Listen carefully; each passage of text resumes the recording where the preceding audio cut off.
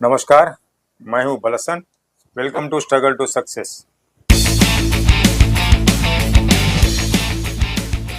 Struggle to success में आप सभी का स्वागत है।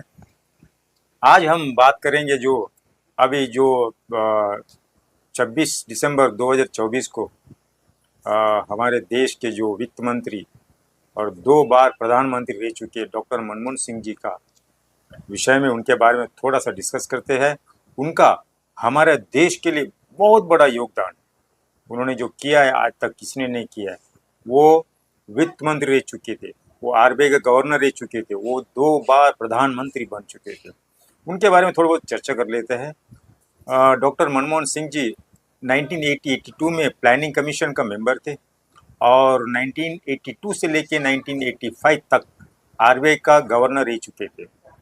फिर 1991 में जब प्रधानमंत्री पीवी नरसिंह राव का सरकार में उनको वित्त मंत्री बनाया गया, finance minister, as appointed as a finance minister.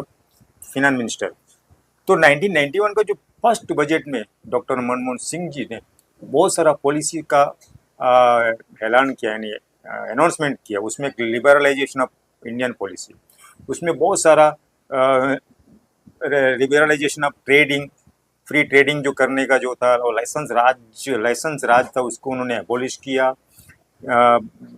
Liberalisation in trade और बहुत सारा रिफॉर्म्स किया, और जितना भी जो इंस्टीट्यूशन था उसको रिफॉर्म्स किया।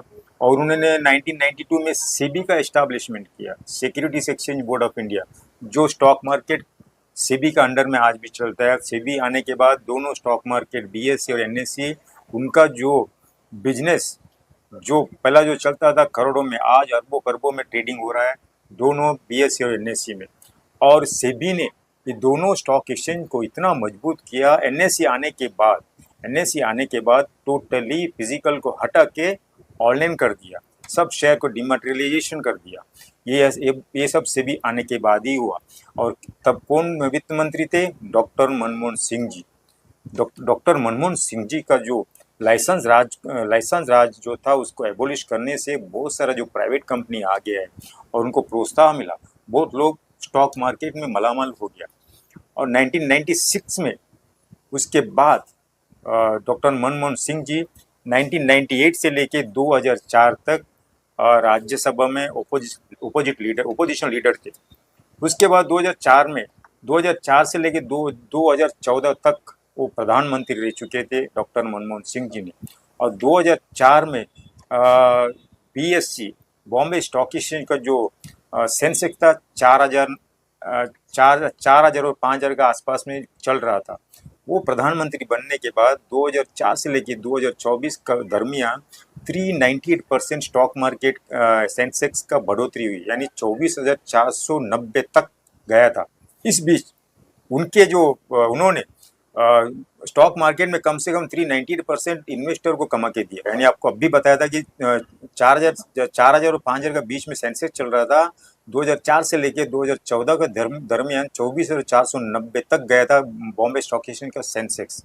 2008 में स्टॉक मार्केट टोटल क्रैश हुआ था। 2008 में इसलिए क्रैश हुआ था, all over globally financial crisis चल रहा था। यानी अमेरिका में एक लेमैन करके जो कंपनी डूबने से, वहाँ रिसेशन आने से वहाँ का इफेक्ट अपना हिंदुस्तान में, भारत में भी पड़ा था।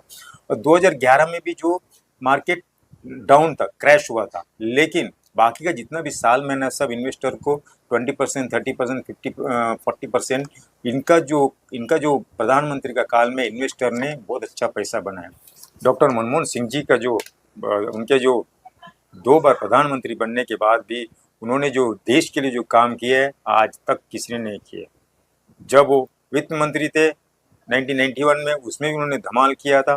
फिर 2004 से और 2014 का बीच में उन्होंने जो स्टॉक मार्केट में जो लोगों को, इन्वेस्टर को जो कमा के दिया, आज भी लोग उनको याद करते हैं। और हम सभी देशवासियाँ डॉक्टर मनमोहन सिंह जी को सलाम करते हैं। उन्होंने 26 दिसंबर 2024 को अंतिम यात्रा में चले गए।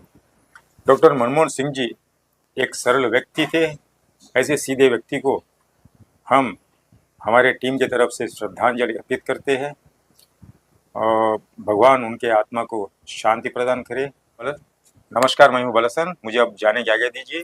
जय हिंद।